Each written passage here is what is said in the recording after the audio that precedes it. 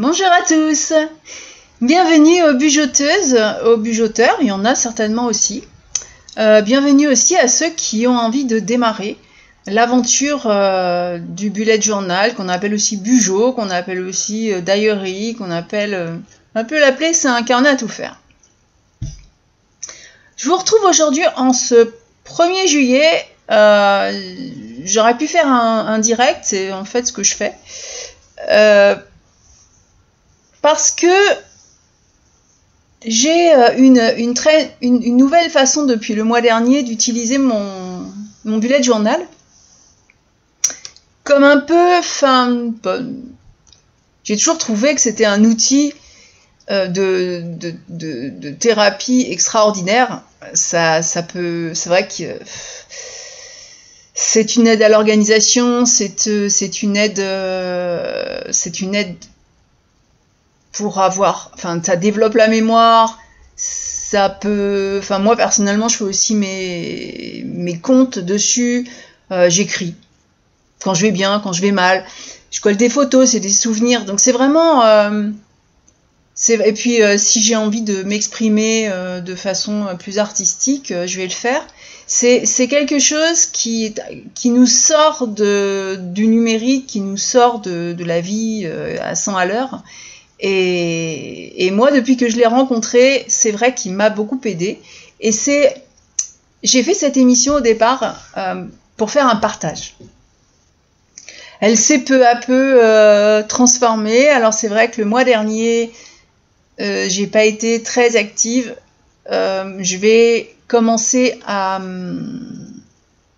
vous offrir un audio tous les 15 jours environ. Mais aujourd'hui, donc sur une thématique, et le premier, voilà, en général le premier à peu près, pour faire justement le tirage. Le mois dernier, désolé, pour ceux qui ont écouté l'émission, je vous avais proposé le thème de l'amour, mais surtout celui d'une réflexion sur ce que vous aviez comme croyance limitante sur l'amour. Alors, j'ai commencé d'abord par moi, et j'ai trouvé ça, en fait, c'est la première fois que je faisais ça, j'ai trouvé ça super marrant, super intéressant. C'est vrai que c'est une thématique que j'ai développée tout au long de ce mois et qui se révèle très intéressante. Beaucoup plus que je ne l'ai pensé au départ, parce que bon, on dit je t'aime, voilà, mais non, c'est vrai que la thématique était quand même assez sympa à développer. Alors, j'utilise un oracle thérapeutique d'auto-guérison, c'est des cartes. Je ne fais pas diseuse de bonne aventure, mais c'est pour que le thème soit défini par quelque chose qui... je ne veux pas, moi, définir mon thème. Il va sortir, parce que j'allais dire au hasard, mais le hasard, il n'existe pas pour moi. Si une carte sort, c'est parce que je dois développer ce sujet-là. Et d'ailleurs, c'est la question que je pose toujours quand je bats mes cartes. Je la tire pas, j'attends qu'elle sorte toute seule. Parfois, ça dure un peu. Mais c'est important pour moi de savoir qu'est-ce que je vais travailler sur moi, en fait, sur ce mois de juillet, qui s'annonce... aujourd'hui, on est samedi, c'est jour de marché. J'ai passé une bien agréable journée, parce que j'enregistre à presque 18h et que c'est tardif. Mais j'ai fait mon marché, j'ai papoté avec des amis autour d'un café. C'est quelque chose qui est vraiment très sympathique et qui est très vivant et qui fait aussi beaucoup de bien. Elle ne veut pas sortir, cette carte. Ah, voilà. Alors, ce mois-ci s'annonce sous le signe de la famille et de la tribu. La carte est très belle. Et que nous dit-elle? Je vais vous en raconter un petit peu plus.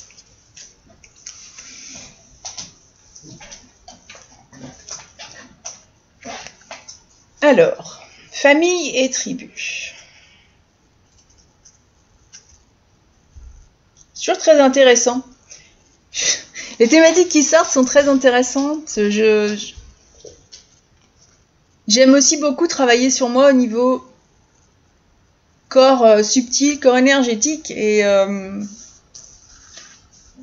quand je choisis, enfin je suis avec une formatrice depuis plusieurs années déjà, et elle, c'est elle un peu qui a introduit ce rituel de cartes, parce que on définit nos autotraitements, enfin l'intention de nos autotraitements avec un tirage de cartes, qui n'a rien à voir avec un oracle en fait, plus avec un thème à développer, à réfléchir, à guérir peut-être. Et justement, famille et tribu, c'est un thème qui, je dirais, arrive un peu pile poil pour moi. Alors, famille et tribu.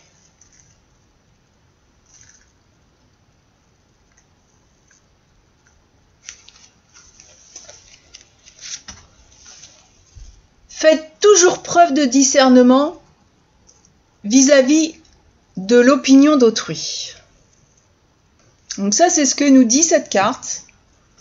Et effectivement, l'opinion d'autrui, c'est bien. C'est toujours à prendre avec légèreté. Et on peut en tenir compte comme pour réfléchir, pour y réfléchir, mais il y a aussi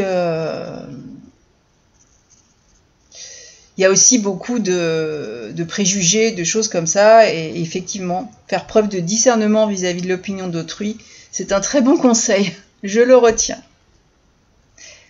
Prenez conscience de la manière dont les croyances de votre famille ou de votre tribu influencent vos choix de vie. Quelles croyances vous a-t-on transmises enfant à propos des relations, de l'argent et des opportunités que vous offre la vie? Alors, je ne sais pas ce que vous en pensez, mais moi c'est une question, effectivement, qui va être importante, très importante. Demandez-vous si vous portez encore en vous des croyances qui ne vous servent plus. Certainement. Essayez de chercher l'amour et l'approbation de votre famille. Enfin, essayez-vous de chercher l'amour et l'approbation de votre famille en faisant ce qu'ils souhaitent que vous fassiez. C'est amusant. La question fondamentale à vous poser: vivez-vous votre vie pour faire le bonheur de quelqu'un d'autre ou pour vous-même? C'est curieusement la question que je me pose ces derniers temps. Comme quoi, en fait, cette carte vous invite à questionner vos loyautés familiales invisibles, les croyances, superstitions et rituels qui ont encore du pouvoir sur vous. Abandonnez les croyances qui ne vous servent plus, affrontez votre peur d'être différent et embrassez votre unicité. Quand bien même les autres ne comprendraient ou n'approuveraient pas vos choix. En fin de compte, il y a quelque temps, une personne m'a dit: tu sais, la personne importante pour toi, c'est toi. C'est pas de l'égoïsme, c'est pas... Mais pour aimer les autres, puisqu'on a travaillé sur l'amour, il faut effectivement s'aimer soi-même et être en harmonie avec soi. Et cette personne se reconnaîtra d'ailleurs. C'est vrai que c'est ça. C'est exactement le conseil qui m'a donné, c'est d'affronter la peur d'être différente et justement d'apprécier mon unicité.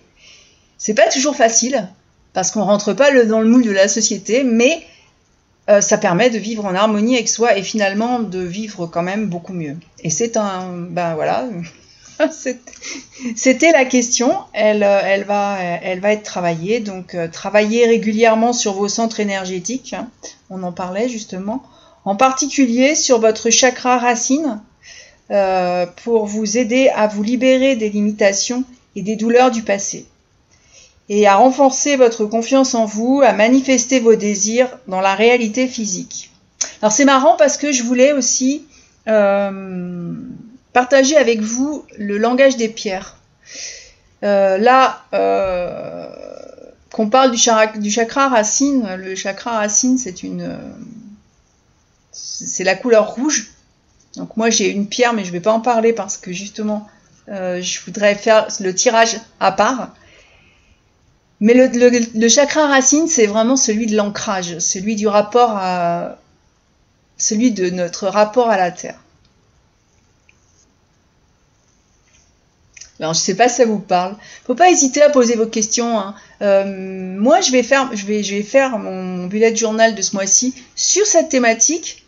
Donc, ça va être mon côté art-thérapie, ma séance à moi. Je la partage après sur mon blog, en général le mercredi. Alors cette carte nous propose aussi quelques actions. On peut essayer d'identifier les croyances qui ne nous appartiennent pas. On peut mettre une musique tribale. On peut visualiser les croyances limitantes dont nous avons hérité des liens qui nous enchaînent. C'est vrai qu'il y a des...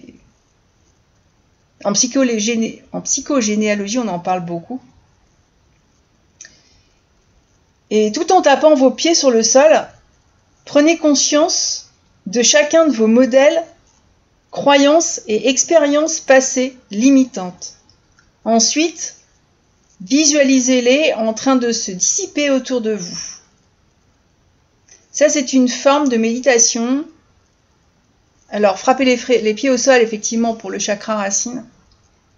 C'est assez intéressant. Alors, vous pouvez aussi faire une visualisation positive et vous visualisez en train de vous défaire des liens qui vous enserrent et les jeter dans une flamme violette pour les dissoudre. Et autorisez-vous à laisser derrière vous tout ce qui ne vous sert plus et à concentrer toute votre énergie jour après jour au service de la vie que vous voulez mener.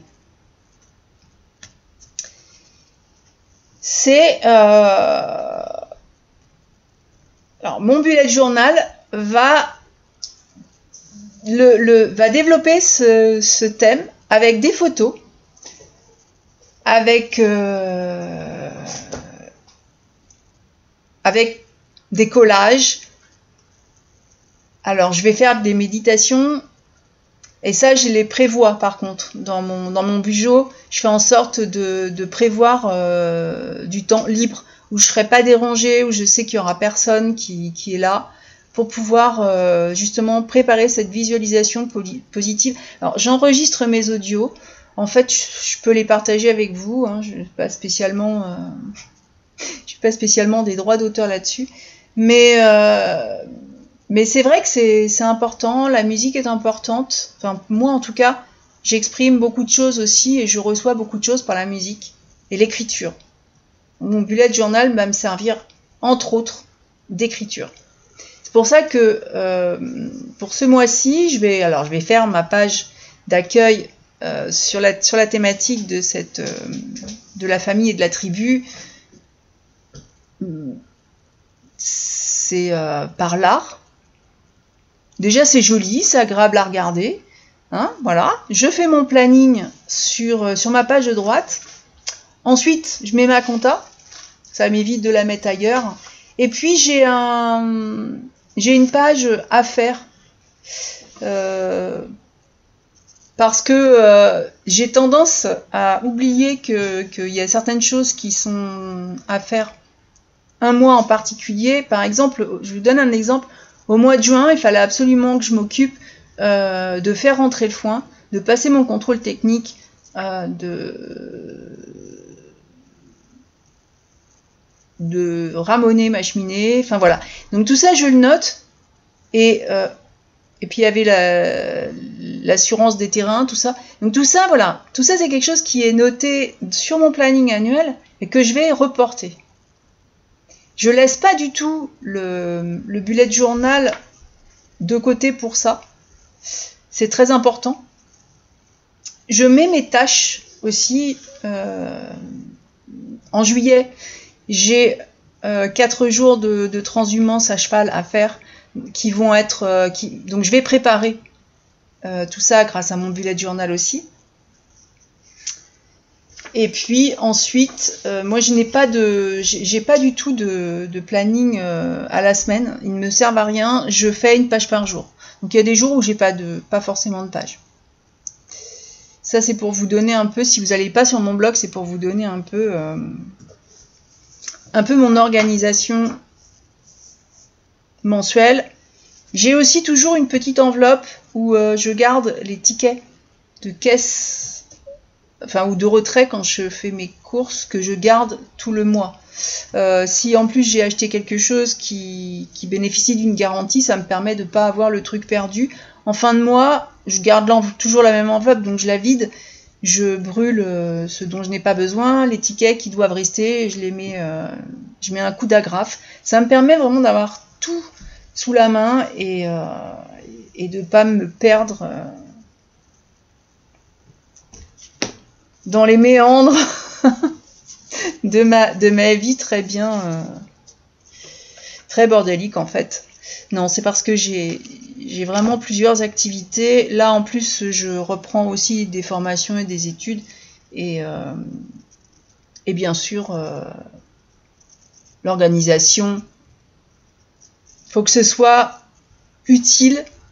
Il faut que ce soit, de mon point de vue, il faut que ce soit utile. Il faut que ce soit plaisant. Il y a un côté ludique. Et c'est comme quand on lit et tout ça, c'est le, comment dire, c'est la recette, la recette d'une vie cool et calme et paisible. En fait, voilà, c'est pas pour être super. Hop là, oh bah dis donc. Du côté des pierres, elle est sortie toute seule. Et c'est l'agate feu. Alors, j'ai toujours une pierre sur moi. J'en ai toujours une avec mon bullet journal.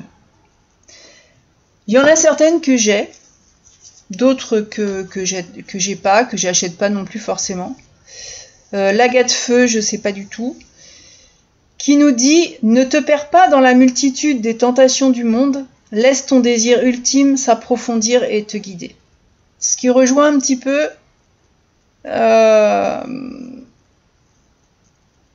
les croyances limitantes. Alors, je peux vous en dire un petit peu plus sur l'agate feu.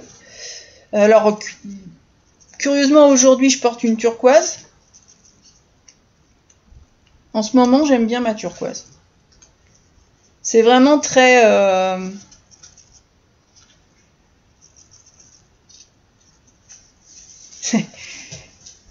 Les pierres dégagent énormément de... Elles rayonnent. Donc c'est vrai que, par exemple, le radon est un rayonnement qui est nocif pour l'humain. D'autres pierres ont un rayonnement particulièrement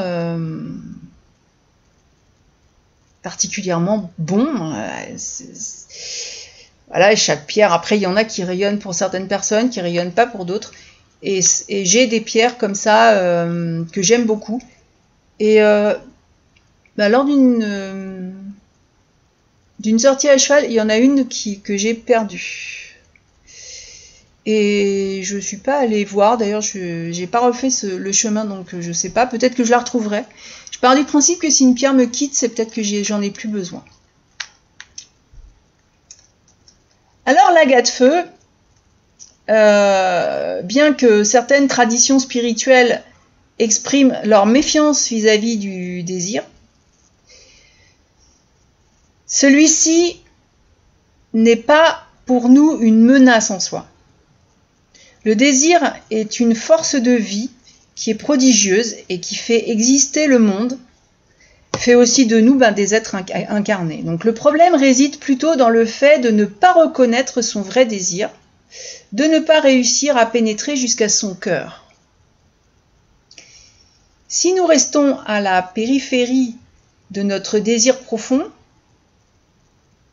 on s'éparpille dans une multitude de désirs qui sont superficiels et la clé pour se protéger de cette dispersion du désir, c'est de tourner notre regard vers l'intérieur et y découvrir notre vrai désir pour rester en intimité avec lui.